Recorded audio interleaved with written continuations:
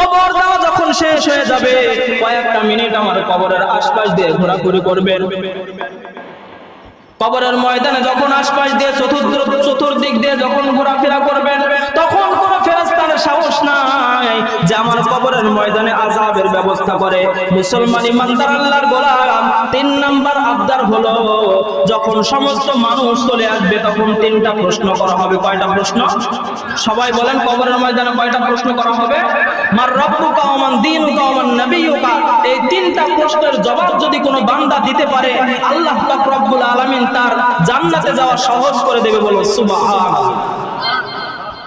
আফসোস, মুসলমান জান্নাত পাওয়ার জন্য যতটা প্রশ্ন দরকার ছিল, যতটা উত্তর দিয়েছিল, আল্লাহ পাক রব্বুল আলামিন কিন্তু ওই 1400 বছর আগে এই প্রশ্নের উত্তর ফাঁস করে দিয়েছে। কি বলেন, কথা ঠিক কিনা? কিন্তু আমি আপনি এত বোকার বোকা, বলে দুনিয়ার জমিনে স্কুল কলেজে পড়ার জন্য সামান্য 3টা প্রশ্নের জবাব দেওয়ার জন্য প্রত্যেক দিন 7 থেকে 8টা কোচিং করি, আবার 14 জায়গায় প্রাইভেট করি, আবার স্কুলের মধ্যে ক্লাস করি, আবার যখন পরীক্ষার মধ্যে ফেল করি তখন স্যারের দোষ দিই। কি বলেন, কথা ঠিক কিনা? কিন্তু আল্লাহ পাক রব্বুল আলামিন কতটা ভালোবাসেন দেখেন। কিয়ামতের ময়দানে কোন বান্দাকে জাহান্নামী করবেন না বিধায় বলে জান্নাতে যাওয়ার জন্য যতটুকু প্রশ্নের উত্তর দরকার ছিল, আল্লাহ পাক রব্বুল আলামিন সমস্ত প্রশ্ন কিন্তু ওই 1400 বছর আগেই কিন্তু ফাঁস করে দিয়েছে। কি বলেন, কথা ঠিক কিনা? বলে কেমন ফাঁস? বলে দুনিয়ার জমিনে 5 ওয়াক্ত নামাজ পড়বা, আল্লাহ তাআলা যেই কোরআনটা আমাদের মধ্যে নাযিল করেছে কোরআনটা সুন্দরভাবে শিখবা, আর কবরের ময়দানে 3টা প্রশ্ন করা হবে, ওই 3টা প্রশ্নের জবাব শিখবা, তুমি বিনা হিসাবে জান্নাতে প্রবেশ করবা। বলো সুবহানাল্লাহ।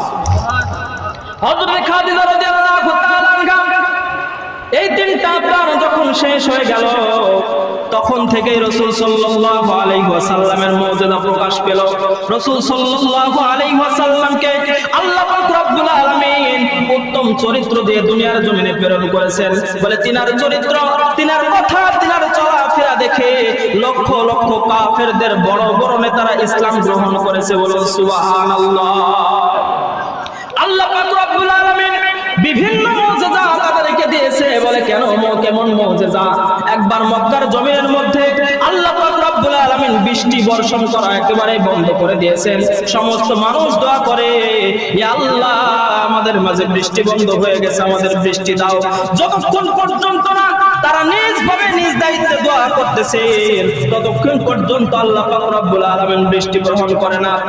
কিন্তু একজন বৃদ্ধ মহিলা এসে বলতেছেন, ও বোকার দলেরা, তোমরা যতক্ষণ পর্যন্ত নিজ দায়িত্বে এইভাবে দোয়া করবে, আল্লাহ পাক রব্বুল আলামিন কবুল করবে না। তাহলে কি করতে হবে? বলে ওই সমস্ত মানুষদেরকে শিখায় দিল তিনার দোস্ত বিশ্ব নবী মুহাম্মদুর রাসূলুল্লাহ সাল্লাল্লাহু আলাইহি ওয়াসাল্লামের নামের উসিলায় দোয়া করো, আমার আল্লাহ পাক রব্বুল আলামিন তোমাদের দোয়া কবুল করবে। বলুন সুবহানাল্লাহ। আমার ভাইরা রে, যখন ওই সমস্ত মানুষ দোয়া করলেন, ইয়া আল্লাহ এতদিন পর্যন্ত আমরা নিজ দায়িত্বে দোয়া করেছি, তুমি আল্লাহ কবুল করো নাই, কিন্তু আজকে আমরা দোয়া করতেছি তুমি বিশ্ব নবী মুহাম্মদুর রাসূলুল্লাহ সাল্লাল্লাহু আলাইহি ওয়াসাল্লামের নামের বরকতে আমাদের মধ্যে বৃষ্টি বর্ষণ করো।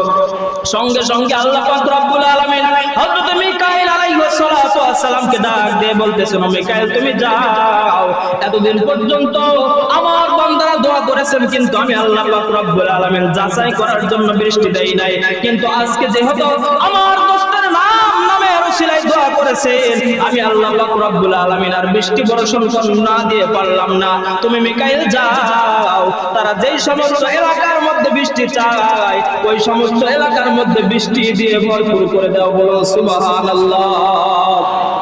আরেকটা ঘটনা বলে আমি শেষ করব। আল্লাহ পাক রব্বুল আলামিন তিনার দোস্তকে এমন মহব্বত করে দুনিয়ার জমিনে প্রেরণ করেছেন। বলে কেমন মহব্বত? বলে বিভিন্ন কাফেরদের নেতারা বিভিন্ন ভাবে তিনাকে আটকানোর জন্য, লাঞ্ছিত লজ্জিত করার জন্য বিভিন্ন ভাবে কঠিন কঠিন প্রশ্ন করতেন।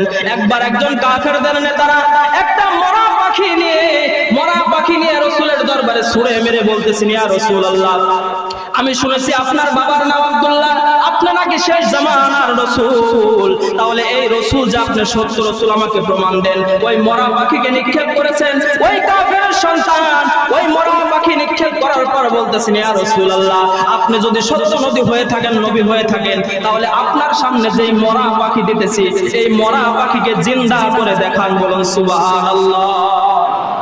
কি বলেন, মরা পাখিকে জিন্দা করা সম্ভব? মায়ের নবী ডাক দিয়ে বলতেছেন, ইয়া আল্লাহ, এই কাফেরের সন্তান আজকে আমাকে এমন ভাবে বিপাকে ফেলে দিয়েছে, বলে এই বিপদ থেকে যদি তুমি আল্লাহ পাক রব্বুল আলামিন রক্ষা না করো, এই মরা পাখিকে যদি আমি নবী জিন্দা না করতে পারি, তাহলে আমি নবী মিথ্যা নবী হিসেবে দুনিয়ার জমিনে আখ্যায়িত হব।